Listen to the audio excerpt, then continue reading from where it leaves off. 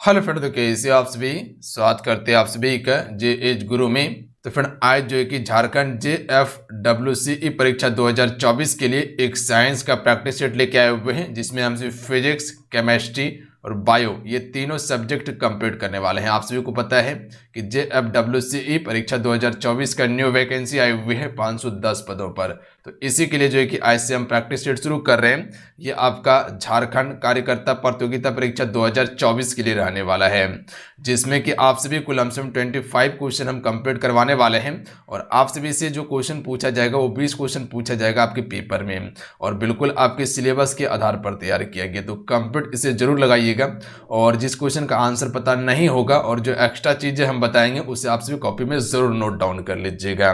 तो चलिए शुरू करते हैं आज की सेशन को। हम सभी फ्रेंड क्लास को लाइक करके आप सभी शेयर अपने दोस्तों में जरूर कीजिएगा। इसे देखिए, आप सबको बताना चाहते हैं कि झारखंड JFWCE परीक्षा 2024 के लिए एप्लीकेशन पे प्रॉपर हम क्लास शुरू कर दिए हैं। इसमें आपको मिलेगा क्या क्या ये समझ लीजिए। पहले इसमें आपको टॉपिक वाइज क्लासेस दिया जाएगा, जो कि यहाँ पर बिल्कुल थ्योरी क्लास आपका चलता है, ध्यान दीजिएगा। प्लस में आपको MCQ दिया जाएगा ताकि आप प्रैक्टिस कर सकें। इसके अलावा ई बुक आपको मिलने वाला है सब्जेक्ट वाइज। प्लस में इंपॉर्टेंट नोट्स आपको इसमें मिल जाएगा, इंपॉर्टेंट PDF आपको दिया जाएगा। प्लस में टेस्ट सीरीज भी आपको अवेलेबल करवाया जाएगा, ताकि अपनी तैयारी को आपसे जांच सके कि कैसा आपका तैयारी हुआ है लास्ट समय में। ये पेपर 3 के लिए है, ध्यान दीजिएगा आप सभी। और इसके अलावा पेपर 1 में जो आपका हिंदी वाला सेक्शन है वो हम इसी में आपको कंप्लीट करवा देंगे। तो पेपर 1 के लिए भी आप टेंशन फ्री रहिएगा, हिंदी वाला सेक्शन हम कंप्लीट करवा देंगे आप सभी को। तो ये ऑल सब्जेक्ट का आपका पेपर 3 का तैयारी करवाया जाएगा। तो जिसे ज्वाइन करना है जाके ज्वाइन कर सकते हैं। एप्लीकेशन का लिंक डिस्क्रिप्शन में दिया हुआ है, प्लस में कमेंट बॉक्स में पिन कर दिए हैं। अन्यथा डायरेक्ट प्ले स्टोर पे जाके आप सभी जे एज गुरु के नाम से एप्लीकेशन को डाउनलोड करके उसके बाद कोर्स को ज्वाइन कर सकते हैं। तो अगर परीक्षा में 100% सफलता चाहिए तो फटाफट आप सभी ज्वाइन कर लीजिएगा। तो चलिए शुरू करते हैं आज की सेशन को। हम सभी आज की सेट का फर्स्ट क्वेश्चन है। फर्स्ट क्वेश्चन ये बन रहा है कि प्रकाश संश्लेषण में वायुमंडल से पादपों द्वारा किस गैस को अवशोषित किया जाता है। देखिए, अगर इन सेट में किसी भी क्वेश्चन का आंसर पता हो तो अपना आंसर आप सभी नीचे कमेंट बॉक्स में बता सकते हैं। देखिए, आप सभी को बताते हैं कि जितना क्वेश्चन है, क्वेश्चन का आंसर कम से कम आप सभी लिखा कीजिए। जिस क्वेश्चन का आप सभी आंसर लिख देते वो प्रॉपर क्वेश्चन आपको याद हो जाता है, प्लस में उसका आंसर याद हो जाता है। तो ये चीज पे गौर कीजिएगा आप सभी। चलिए बताएंगे आप सभी। तो फ्रेंड आप सबको पता होंगे, जब अवशोषण करने की बात किया जाए तो कार्बन डाइऑक्साइड अवशोषित किया जाता है, ध्यान रखिएगा। ऑप्शन नंबर C इसका राइट आंसर रहेंगे, ध्यान रखिएगा आप सभी। ये चीज क्लियर है। अगर छोड़ने की बात किया जाए तो वो क्या छोड़ेगा? ऑक्सीजन छोड़ेगा। कार्बन डाइऑक्साइड अवशोषित करता है, ऑक्सीजन को क्या करता है? छोड़ता है, ध्यान रखिएगा। प्रकाश संश्लेषण के दौरान कौन करता है? पौधा करता है। तो ये चीज क्लियर है आपका। अगला क्वेश्चन देखिए, क्वेश्चन नंबर 2 है। क्वेश्चन है कि भारी जल को भारी कहा जाता है क्योंकि। भारी जल को भारी क्यों कहा जाता है? चलिए क्वेश्चन नंबर 2 के लिए आपसे राइट आंसर बताएंगे। इस क्वेश्चन का राइट आंसर क्या हो जाएगा? तो right answer option number D जाएंगे। इसमें हाइड्रोजन का भारी आइसोटोप होता है, इसीलिए भारी जल को क्या कहा जाता है फ्रेंड? भारी कहा जाता है, ध्यान रखिएगा। अगर एग्जाम में आपसे से क्वेश्चन पूछ लिया जाए कि भारी जल का सूत्र क्या होता है, तो याद रखिएगा D2O भारी जल का सूत्र होता है। रासायनिक नाम ड्यूटेरियम ऑक्साइड होता है। इसकी खोज कब की गई थी? 1931 में। भारी जल की खोज जो की गई थी 1931 में, किसके द्वारा किया गया था? तो ये चीज पे भी याद रखिएगा, हेरोल्ड ऊरे के द्वारा किया गया था, ठीक है। और ये भारी जल उत्पादन पहली बार जो हुआ 1932 से हुआ था, ये चीज पे याद रखिएगा। और कुछ रिएक्टर में हम सभी इसे मंदक के रूप में भी उपयोग करते हैं, किसका? भारी जल का। अगला क्वेश्चन देख लीजिए, निम्नलिखित में से कौन सा नक्षत्र नहीं है? देखिए, क्वेश्चन के साथ में कुछ फैक्ट करते चलिएगा तो वो आपका कॉन्सेप्ट बनते चल जाएगा। एक क्वेश्चन के साथ में 3-4 क्वेश्चन का आंसर आपको मिल जाता है। निम्नलिखित में से कौन सा नक्षत्र नहीं है? तो यहां याद रखिएगा आप सभी, ऑप्शन में ए इसका राइट आंसर रहेंगे, ध्यान रखिएगा। प्लूटो ये नक्षत्र नहीं है, नक्षत्र मंडल नहीं है, ध्यान रखिएगा आप सभी। ये क्या था? ये एक ग्रह था जो कि अभी इसे बौना ग्रह का दर्जा दिया गया है 2006 में। इसे ग्रह की कैटेगरी से हटा दिया गया है। पहले 9 ग्रह था, अभी 8 ग्रह है, इसको हटा दिया है 2006 में। जबकि सप्तऋषि, ओरियन और लियो मेजर ये सभी क्या है आपका? ये नक्षत्र है, ध्यान रखिएगा आप सभी। इसमें कुल 7 तारा है, इसमें कुल 8 तारा है और इसमें जो है फ्रेंड ये कुल 13 चमकीला तारा है। ये जो है 12वां सबसे बड़ा नक्षत्र है लियो मेजर। अगला क्वेश्चन देखिए, दही किस जीवाणु के कारण बनता है? चलिए इस क्वेश्चन का राइट आंसर बताएंगे, क्या हो जाएगा राइट आंसर। क्वेश्चन नंबर 4 के लिए करेक्ट आंसर क्या होगा?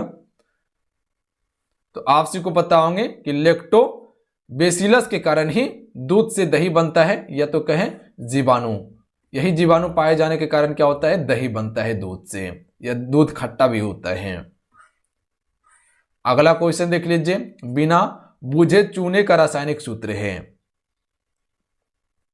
ए राइट आंसर है CaO। ध्यान रखिएगा, CaO बिना बूझे चूने का रासायनिक सूत्र है। कहे तो कैल्शियम ऑक्साइड। ध्यान रखिएगा, कैल्शियम ऑक्साइड, कैल्शियम ऑक्साइड इसका रासायनिक नाम है। अगला क्वेश्चन कर रहे थे क्वेश्चन नंबर 6, बीज बोते समय आमतौर पर इस्तेमाल किए जाने वाले उर्वरक में होता है। तो हम सभी फास्फोरस का उपयोग करते हैं बीज बोते समय। आमतौर पर जो इस्तेमाल किए जाने वाला उर्वरक है वो फास्फोरस है। तो याद रखिएगा, आप सभी याद रहेगा। अगला क्वेश्चन कर लेते क्वेश्चन नंबर 7। अगला क्वेश्चन देखिए, जो हवा हम सांस के द्वारा लेते हैं वह गैसों का मिश्रण होती है। मिश्रण में निम्नलिखित में से कौन सी गैस प्रतिशत में अधिक है? जो हवा हम सभी अंदर लेते हैं सांस के रूप में, वो क्या है? गैसों का एक मिश्रण है, पर सबसे अधिक जो हम सभी सांस लेते हैं वो क्या चीज का लेते हैं?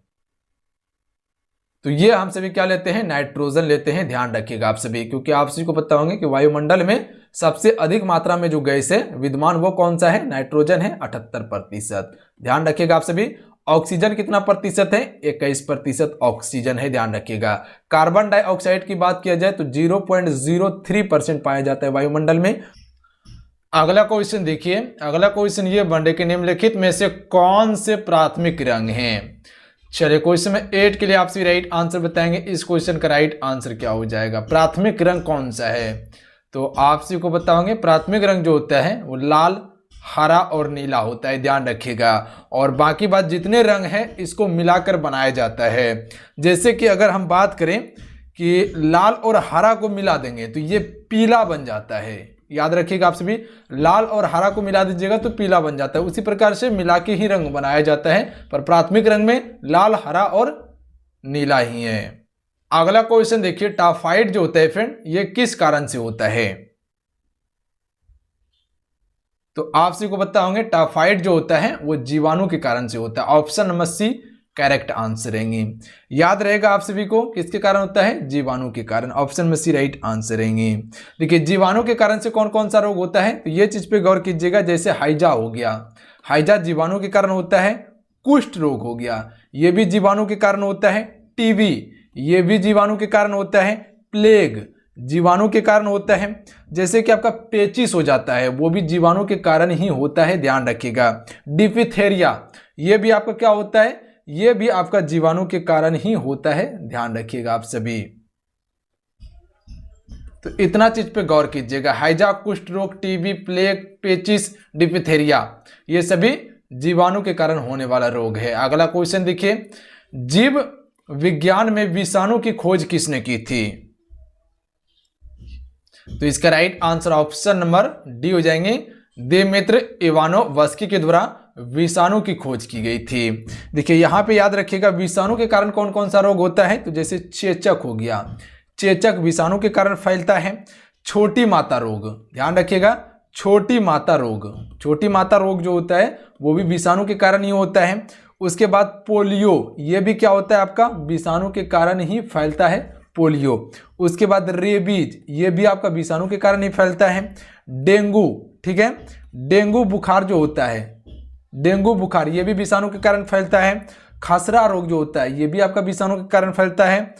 जुखाम जो होता है, सामान्य जुखाम जो होता है वो भी आपका विषाणु के कारण ही फैलता है। ये चीज पे गौर कीजिएगा आप सभी, याद रहेगा आप सभी को। अगला क्वेश्चन देख लीजिए।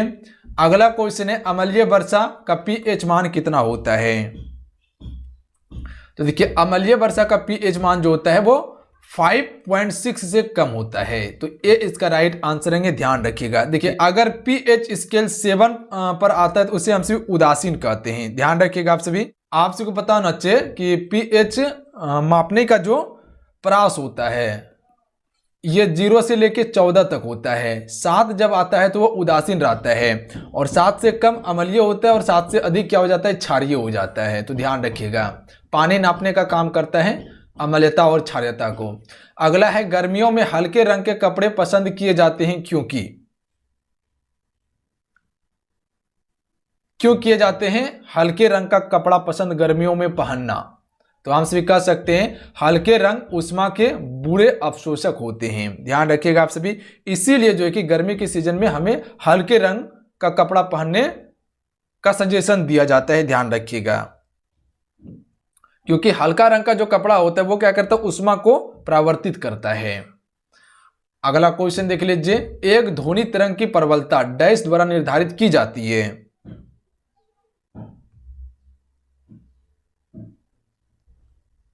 तो ये आयाम के द्वारा निर्धारित की जाती है। ध्यान रखिएगा, एक ध्वनि की प्रबलता आयाम के द्वारा निर्धारित की जाती है फ्रेंड। अगला क्वेश्चन देख लीजिए, निम्नलिखित में से कौन सा सूक्ष्म पोषक तत्व मिट्टी में मौजूद होता है और जो पौधों की वृद्धि के लिए आवश्यक है?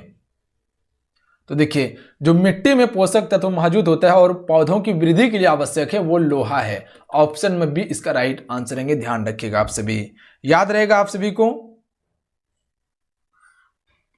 अगला क्वेश्चन कर लेते हैं, क्वेश्चन 15, किस विटामिन की कमी से रतौंधी हो सकती है?